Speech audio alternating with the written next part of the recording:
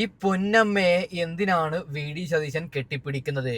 ഈ പൊന്നമ്മയും V D സതീശനും തമ്മിൽ വലിയൊരു കഥയുണ്ട്. എന്താണ് ആ കഥ? അത് ഞാൻ പറഞ്ഞുതരാം. അതിനു മുമ്പ് നമ്മുടെ വി ഡി സതീശൻ ഉത്തരവിട്ട നാളെ മുതൽ ചെയ്യാൻ പോകുന്ന പ്രധാന 3 കാര്യം ഞാൻ പറയാം. പൊന്നു മനുഷ്യന്മാരെ, അതൊക്കെ വെച്ച് തരാം. 15 വർഷത്തിന് ശേഷം ഞാനും നിങ്ങളും കാത്തിരുന്ന് 15 വർഷത്തിന് ശേഷമാണ് കോൺഗ്രസിന്റെ ഒരു മുഖ്യമന്ത്രി സത്യപ്രതിജ്ഞ ചെയ്യുന്നത്. അത് നമ്മുടെ വി ഡി സതീശനാണ്. ആ ഒരു സത്യപ്രതിജ്ഞ നമുക്ക് ഒന്നും കൂടി കേൾക്കാം. ഇനി ഇല്ലല്ലോ, 15 വർഷം കഴിഞ്ഞിട്ടാണ് നമ്മൾ കേൾക്കുന്നത്. ആ ഒരു സത്യപ്രതിജ്ഞ ആദ്യം ഞാൻ വെച്ചു തരാം. അതിനു മുമ്പ് വി ഡി സതീശനെ ഇഷ്ടമുള്ളവർ ലൈക്ക് ചെയ്യണം, കമന്റ് ചെയ്യണം, സബ്സ്ക്രൈബ് ചെയ്യണം. ഓക്കെ. വടശ്ശേരി ദാമോദര മേനോൻ സതീശൻ എന്ന ഞാൻ നിയമം വഴി സ്ഥാപിതമായ ഭാരതത്തിൻ്റെ ഭരണഘടനയോട് നിർവ്യാജമായ വിശ്വസ്തതയും കൂറും പുലർത്തുമെന്നും ഞാൻ ഭാരതത്തിൻ്റെ പരമാധികാരവും അഖണ്ഡതയും നിലനിർത്തുമെന്നും ഞാൻ കേരള സംസ്ഥാനത്തെ മുഖ്യമന്ത്രി എന്ന നിലയിലുള്ള എൻ്റെ കർത്തവ്യങ്ങൾ വിശ്വസ്തതയോടും മനസാക്ഷിയെ മുൻനിർത്തിയും നിർവഹിക്കുമെന്നും ഭരണഘടനയും നിയമവും അനുസരിച്ച് ഭീതിയോ പക്ഷപാതമോ പ്രീതിയോ വിദ്വേഷമോ കൂടാതെ എല്ലാ തരത്തിലുള്ള ജനങ്ങൾക്കും നീതി ചെയ്യുമെന്നും ദൈവത്തിന്റെ നാമത്തിൽ സത്യം ചെയ്യും.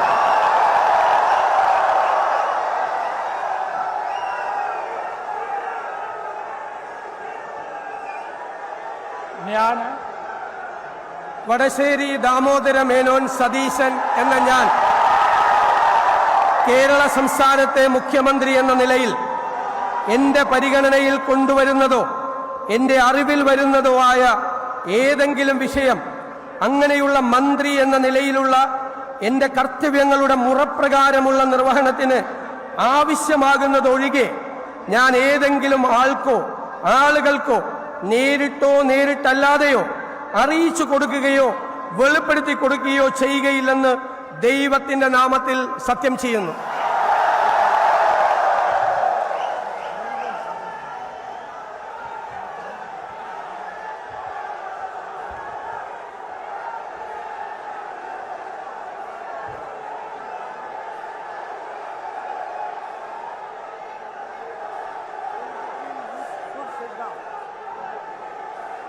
എന്താല്ലേ, എത്ര കണ്ടാലും മടിപ്പ് തോന്നൂല എൻ്റെ പൊന്നു മനുഷ്യന്മാരെ. നമുക്ക് അത്രയും നല്ലൊരു ഭരണാധികാരിയാണെന്ന് എനിക്കും നിങ്ങൾക്കും കിട്ടിയത്. ആരാണ് ആ പൊന്നമ്മ? ഞാൻ പ്ലേ ചെയ്യുന്ന ഈ ഒരു വീഡിയോ ദൃശ്യം ഫുള്ളായി കാണണം. അതിനുശേഷം നാളെ തൊട്ട് വി ഡി സതീശൻ നടപ്പിലാക്കുന്ന പ്രധാന കാര്യം ഞാൻ പറഞ്ഞുതരാം. ഓക്കെ. ഇവിടെ ഒരു അമ്മയുണ്ട്. ഞാൻ ഈ അമ്മയുടെ പേരെന്താ? എന്റെ പേര് സീതാലക്ഷ്മി അമ്മാൾ. സതീശൻ ഇട്ട പേരാ അമ്മാളും അമ്മ. സതീശൻ ഇട്ട പേരാ എനിക്ക് അമ്മാളും. സതീശൻ ഇട്ട പേരാണോ? എന്താണ് അതിന്റെ കഥ എന്ന് പറയൂ. കഥ പറയാം. ആദ്യമായിട്ട് വെള്ളപ്പൊക്കം വന്നു, പ്രളയം വന്നപ്പോൾ ഞങ്ങൾ നാട്ടിന്മ പാലൊക്കെ മുങ്ങി. എല്ലാവരും കൂടെ പെരുമണ്ണ സ്കൂളിൽ കൊണ്ടുപോയപ്പോൾ ആ സ്കൂളിൽ ഭക്ഷണവും ഉടുക്കാനും കിടക്കാനും ഒക്കെ ഉണ്ടായിരുന്നു. അപ്പോൾ ഈ സതീശനാണെന്ന് എനിക്ക് അറിയില്ലായിരുന്നു. സതീശനും വരില്ല. അമ്മയുണ്ടോ ഇതിനകത്ത്? അയ്യോ, മക്കളെ കണ്ടു, എത്ര എണ്ണമാണ്. അമ്മ പേടിക്കണ്ട അമ്മ, ഞാനില്ല നിങ്ങളുടെ കൂടെ, പിന്നെ എന്തിനാ പേടിക്കണേ? ഞാൻ ജീവനോടുകൂടി ഉണ്ടോ?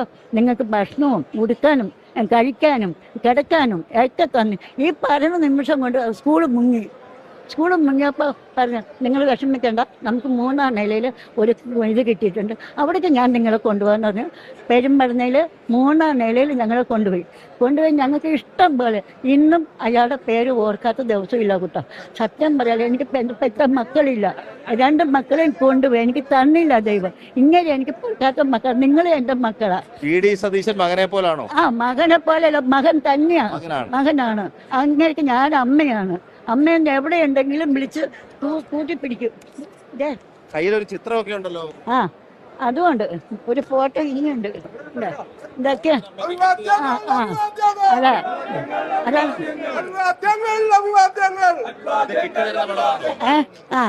അമ്മയുടെ കയ്യിലുള്ള ഫോട്ടോ ഒന്ന് മമ്മൂട്ടിക്കൊപ്പം ഒന്ന് വി ഡി സതീശനൊപ്പം നിൽക്കുന്നതാണ്. വി ഡി സതീശൻ ചേർത്ത് പിടിച്ചിരിക്കുകയാണ്. മുഖ്യമന്ത്രിയാണ് ഇന്ന് മുഖ്യമന്ത്രിയാണ്. ജനാധിപത്യമായിരുന്നു. ഞങ്ങൾക്ക് വേണ്ടിയാണ് അങ്ങനെ ജീവിച്ചത്. ആ ഡോൺ ബോസ്കോ പള്ളി, ആ ബോയ്സ് സ്കൂള്, ഗേൾസ് സ്കൂള്, സതീശനിട്ട പേരാ എനിക്ക്. സതീശൻ ഇട്ട പേരാ. എന്ത് അത് നല്ല കഴിഞ്ഞ മനുഷ്യനാണല്ലേ വി ഡി സതീശൻ. ഞെട്ടിക്കുന്ന അടുത്തൊരു വാർത്ത വരുന്നുണ്ട്. രാഹുൽ മാങ്കൂടത്തിൽ ചില കാര്യങ്ങൾ പറയുന്നുണ്ട് വി ഡി സതീശനെ കുറിച്ചിട്ടൊക്കെ. ആ ഒരു വാർത്തയുടെ ക്ലിപ്പ് ഞാൻ വെച്ച് തരാം. ഓക്കെ, അതിനു മുമ്പ് നാളെ തൊട്ട് ചെയ്യാൻ പോകുന്നത് KSRTC ബസ്സിൽ വനിതകൾക്ക് ഫ്രീ ആയിട്ട് ടിക്കറ്റ് നാളെ മുതൽ നടപ്പിലാക്കും. പാവങ്ങൾ ആരുണ്ടെങ്കിലും എൻ്റെ അടുത്തേക്ക് വരാമെന്ന് വി ഡി സതീശൻ പ്രഖ്യാപിച്ചിട്ടുണ്ട്. ഇത്രയും നല്ലൊരു ഭരണാധികാരി എവിടെ നിന്ന് കിട്ടും? പിണറായി വിജയൻ ഇങ്ങനെ ചെയ്തിട്ടുണ്ടോ? എന്തിനു വേണം? സാക്ഷാൽ ഉമ്മൻചാണ്ടി സാറിനെ പോലെ. അതിനും വേണമെങ്കിൽ ഇത്തിരി കൂടുതൽ എന്ന് പറയാം. സ്റ്റാർട്ടിങ് ഇനി അവസാനം എങ്ങനെയെന്നൊന്നും എനിക്കറിയത്തില്ല. ഓക്കെ, അപ്പോൾ വി ഡി സതീശന് ദീർഘായുസ് കൊടുക്കട്ടെ. വി ഡി സതീശൻ നമ്മളൊക്കെ സംരക്ഷിക്കട്ടെ. നല്ല അടിപൊളി ഭരണം കാഴ്ചവെക്കട്ടെ എന്ന് ഞാൻ ആശംസിക്കുന്നു.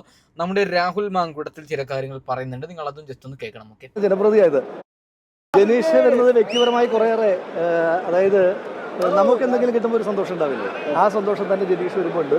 കാരണം ഞാൻ യൂത്ത് കോൺഗ്രസ് പ്രസിഡൻ്റായിരിക്കുന്ന സമയത്ത് ഏറ്റവും അധികം പിന്തുണ തന്ന സഹപ്രവർത്തകനാണ്. ഞാൻ യൂത്ത് കോൺഗ്രസ് പ്രസിഡൻ്റായിരിക്കുന്ന സമയത്ത് തന്നെ, അത് ജനീഷ് തന്നെ പലവണ പറഞ്ഞിട്ടുണ്ട്, യൂത്ത് കോൺഗ്രസ് പ്രസിഡൻ്റായിരിക്കുന്ന സമയത്ത് തന്നെ പലപ്പോഴും ഞാൻ ഒഴിയുന്നതിനെ പറ്റിയും ജനീഷിനെ യൂത്ത് കോൺഗ്രസ് പ്രസിഡൻ്റ് ആക്കുന്നതിനെ പറ്റിയും ഒക്കെ ആലോചിച്ചിട്ടുള്ളതാണ്. അപ്പോൾ അതൊക്കെ വലിയ സന്തോഷമുള്ള കാര്യങ്ങളാണ്. ഞാനെങ്ങും പോയിട്ടില്ലല്ലോ. പ്രവർത്തനത്തിലേക്ക് കൂടുതൽ മുൻനിരയിലേക്ക് രാഹുലിനെ വരും ദിവസങ്ങളിൽ പ്രതീക്ഷിക്കാം. അല്ല, നമ്മുടെ പൊതുപ്രവർത്തനം എന്ന് പറയുമ്പോൾ ഏതെങ്കിലും ഒരു രജിസ്റ്റേർഡ് രാഷ്ട്രീയ പാർട്ടിയുമായി അഫിലിയേറ്റ് ചെയ്തൊന്ന് പ്രവർത്തിക്കുന്നതോ MLA ആയി പ്രവർത്തിക്കുന്നതോ MP ആയി പ്രവർത്തിക്കുകയല്ല. രാഷ്ട്രീയ പ്രവർത്തനം എന്ന് പറയുന്നത് രാഷ്ട്രീയമാണ്. ആ രാഷ്ട്രീയം തുടരുന്നതിന് നമ്മൾ മുൻനിര പിൻനിര എന്നൊന്നുമില്ല. നമ്മളെല്ലാ ദിവസവും മുൻപ് എങ്ങനെയാണോ രാഷ്ട്രീയം പറഞ്ഞത് അതുപോലെ തന്നെയാണ് ഇപ്പോഴും രാഷ്ട്രീയം പറഞ്ഞുകൊണ്ടിരിക്കുന്നത്, ഇനിയും പറയുന്നത്. അതിനെന്തെങ്കിലും ഒരു അഫിലിയേഷൻ്റെ ആവശ്യമുണ്ട് എന്ന് അഫിലിയേഷൻ ഉള്ള കാലത്തും തോന്നിയിട്ടില്ല, ഇല്ലാത്ത കാലത്തും തോന്നിയിട്ടില്ല. വലിയ സന്തോഷമല്ലേ? കാരണം മർദ്ദനം വാങ്ങിയ ഒരുപാട് ആളുകൾ പിൻകാലത്ത് MLA മാരും മന്ത്രിമാരും മുഖ്യമന്ത്രിമാരും ഒക്കെ ആയിട്ടുണ്ട്. പക്ഷേ ഇതിൻ്റെ ഒരു പ്രത്യേകത, എല്ലാ ചട്ടങ്ങളെയും ലംഘിച്ചുകൊണ്ട്, എല്ലാ അടിസ്ഥാന തത്വങ്ങളെയും ലംഘിച്ചുകൊണ്ട് ഗുണ്ടകളെ പോലെ മർദ്ദിച്ച ആളുകൾ, ഇപ്പോൾ ആലപ്പുഴയിൽ നിന്ന് വന്ന AD തോമസും കോഴിക്കോട്ട് നിന്ന് വന്ന VT സൂരജുമൊക്കെ ഞങ്ങൾ യൂത്ത് കോൺഗ്രസ് ആഹ്വാനം ചെയ്ത നവകേരള സദസ്സ് എന്ന് പറയുന്ന ആഡംബര അടിയന്തരാവസ്ഥയ്ക്കെതിരായിട്ടുള്ള വലിയ സമരം ഉണ്ടായിരുന്നു. ആ സമരത്തിൽ ഗൺമാന്മാരുടെ തല്ലുകൊണ്ട ആളുകളാണ്. ആ ഗൺമാന്മാർക്ക് തല്ലാൻ പാടില്ല എന്നുള്ള വ്യവസ്ഥയുണ്ട്. VIP നിന്നും മാറാൻ പാടില്ല, ഡിറ്റാച്ച്ഡ് ആകാൻ പാടില്ല എന്ന വ്യവസ്ഥയുള്ളപ്പോൾ അതൊക്കെ ലംഘിച്ച് നമ്മളിപ്പോൾ സമരം നടക്കുമ്പോൾ മർദ്ദനം ഉണ്ടാകുന്നത് ഏറ്റവും സ്വാഭാവികമായിട്ടുള്ള കാര്യമാണ്. മർദ്ദനം ഉണ്ടാകും, അതൊക്കെ പ്രതീക്ഷിച്ചിട്ടാണല്ലോ പോകുന്നത്. പക്ഷേ ചട്ടങ്ങളെല്ലാം കാറ്റിൽ പറത്തി ഗുണ്ടകളെ പോലെ ഉദ്യോഗസ്ഥന്മാർ മുന്നിലൂടെ അവരെ പ്രതികളായിട്ട് വരുമ്പോൾ ഈ നാട് അത്തരം കാര്യങ്ങൾ കൊടുത്ത മറുപടിയാണ്. സന്തോഷം. Thank you.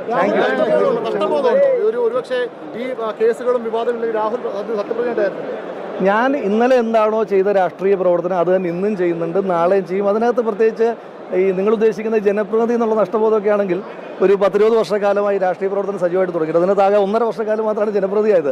ബാക്കിയുള്ള കാലത്തൊക്കെ ചെയ്തിരുന്ന അതേ രാഷ്ട്രീയം തന്നെയാണ് ഇപ്പോഴും പറഞ്ഞുകൊണ്ടിരിക്കുന്നത്. ഫീൽഡിലിറങ്ങിയുള്ള പ്രചരണം ഉണ്ടായിരുന്നില്ല എന്നുണ്ടെങ്കിൽ പോലും രാഹുൽ സോഷ്യൽ മീഡിയയിൽ, പ്രത്യേകിച്ച് വയനാടുമായി ബന്ധപ്പെട്ടിട്ടുള്ള രാഹുലിന്റെ ഒരു വീഡിയോ, ആ രീതിയിൽ ഞാൻ എല്ലാ കാലത്തും ചെയ്യുന്ന പോലെ വീടാന്തരം കയറിയിട്ടുണ്ട്. നിങ്ങൾ എന്നെ ഇഗ്നോർ നിർത്തി ഇത്തവണ നിങ്ങൾ എനിക്കൊരു സഹായം ചെയ്തതേ ഉള്ളൂ. നമ്മളെപ്പോഴും ജോലികളൊക്കെ ചെയ്യുന്നുണ്ട്. ഞാൻ പറഞ്ഞല്ലോ, ആകെ 1.5 വർഷക്കാലമാണ് ജനപ്രതിനിധിയായിട്ടിരുന്നത്.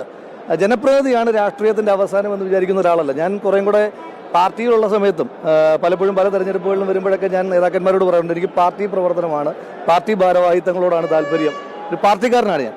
അപ്പോൾ അതുകൊണ്ട് അത്ര നഷ്ടബോധങ്ങളൊന്നുമില്ല. വലിയ സന്തോഷമാണുള്ളത്. ഈ കേസുകളുടെ കുറ്റപത്രമൊക്കെ ശ്രീ പിണറായി വിജയൻ എന്ന് പറയുന്ന എന്നോട് ഏറ്റവും സ്നേഹവും ബഹുമാനവും കരുതലുമുള്ള മനുഷ്യൻ മുഖ്യമന്ത്രി ആയിരിക്കുമ്പോൾ തന്നെ കൊടുത്തതാണല്ലോ. അതുകൊണ്ട് പ്രത്യേകിച്ച് അതിനകത്ത് ബാക്കി കോടതി ഫൈറ്റ് ആണല്ലോ. കോടതി ഫൈറ്റ് വരും.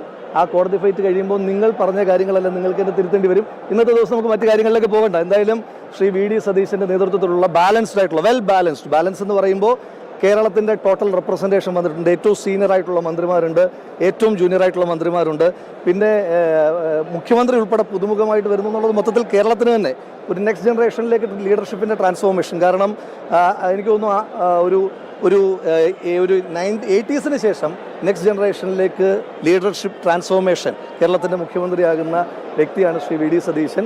അപ്പോൾ ചെറുപ്പക്കാരായിട്ടുള്ള നെക്സ്റ്റ് ജനറേഷൻ്റെ ആളുകളുടെ ഞങ്ങളുടെയൊക്കെ റെപ്രസെൻറ്റേറ്റീവാണ് അദ്ദേഹം. അപ്പോൾ അതുകൊണ്ട് വലിയ സന്തോഷമാണുള്ളത്. പിന്നെ പല ചോദ്യങ്ങൾക്കുമുള്ള മറുപടിയാണല്ലോ. എത്ര കാലം മാറ്റി നിർത്തിയാലും ജനം വിചാരിച്ചാൽ ഒരു തിരിച്ചുവരവ് ഉണ്ടാകും എന്നുള്ളതിൻ്റെ ഉദാഹരണം കൂടിയാണ് ശ്രീ VD.